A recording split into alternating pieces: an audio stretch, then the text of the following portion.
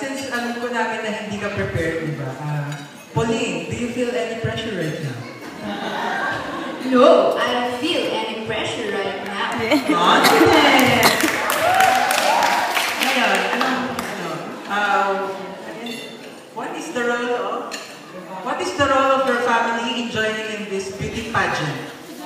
My family's role for me is so important because there was the one who's very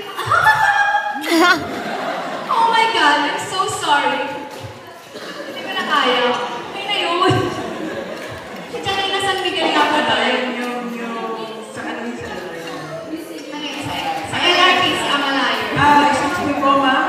Yung bag niyo po, pakikopen po yung bag niyo. What is your problem? Ma'am, pakikopen lang po yung bag niyo. May check lang po kami. You are my problem. So you're telling me I'm a liar? I'm a liar?